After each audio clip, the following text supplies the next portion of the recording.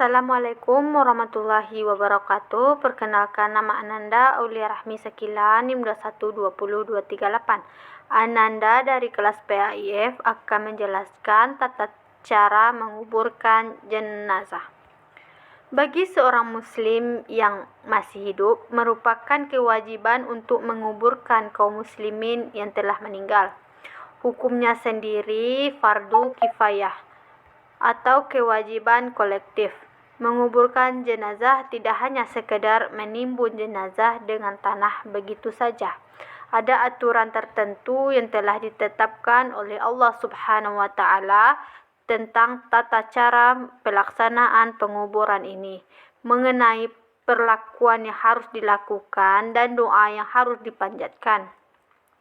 Aturan dalam Islam perihal menguburkan ini menunjukkan bahwa Islam sangat memuliakan manusia, tidak hanya ketika baru lahir di dunia dan semasa hidup, tetapi setelah meninggal, jenazah harus diperlakukan dengan baik.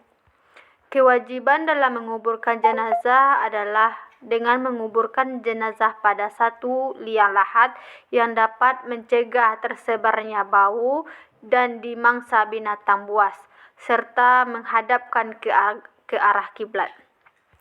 Untuk lebih sempurnanya, menguburkan jenazah dapat dilakukan dengan cara sebagai berikut. Sebelum dikuburkan, jenazah harus disolati terlebih dahulu. Islam memerintahkan agar jenazah segera dikuburkan atau dimakamkan. Kaum muslimin yang masih hidup hendaknya mengantarkan jenazah ke kubur dengan cara memikul keranda jenazah, karena termasuk dalam amalan kebaikan. Ketika mengantar jenazah ke pemakaman, hendaknya untuk menjaga ketenangan menyegerakan pemakaman, berdiri di sisi makam untuk beberapa saat, dan menguburkan tanah setelah pemakaman. Lubang kubur hendaknya telah dipersiapkan terlebih dahulu. Sebelum jenazah tiba di lubang kubur, dibuat cukup dalam, kira-kira setegak badan orang dewasa atau 50 hasta dengan lebar lebih kurang 1 meter. Lubang kubur dibuat cukup dalam agar tidak mengeluarkan bau dan tidak mudah dibongkar binatang buas. Di dasar lubang yang telah dibuat kembali lubang yang lebih sempit untuk meletakkan jenazah. Lubang sempit ini bisa disebut oleh masyarakat sebagai liang lahat. Ada 2 cara untuk membuat liang lahat ini. Pertama, membentuk relung sempit selebar dan sepanjang badan jenazah yang terletak di tengah-tengah kubur atau lubang yang pertama. Kedua, berbentuk relung panjang dan selebar badan yang terletak di salah satu sisi kubur. Mengubur jenazah berarti memasukkan jenazah ke liang lahat tersebut dengan berhati-hati. Pada saat memasukkan jenazah ke liang lahat, jenazah diletakkan dalam posisi miring. Diperbolehkan meletakkan tanah yang dikeraskan untuk mengganjal punggung menyangga kepala jenazah. Setelah itu, tali-tali yang mengikat jenazah dibuka dan bagian muka serta kaki dibuka sedikit agar pipi kanan dan ujung kaki jenazah menempel di tanah. Kemudian liang lahat ditutup dengan papan atau kayu, lalu ditimpa dengan tanah. Timbunan tanah pada liang lahat boleh ditinggikan kurang lebih 1 jengkal dan diberi tanda dengan batu nisan.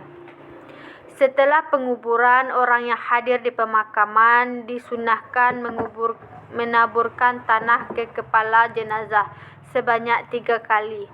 Selain itu, disunahkan pula orang-orang yang hadir untuk memohonkan ampunan bagi jenazah.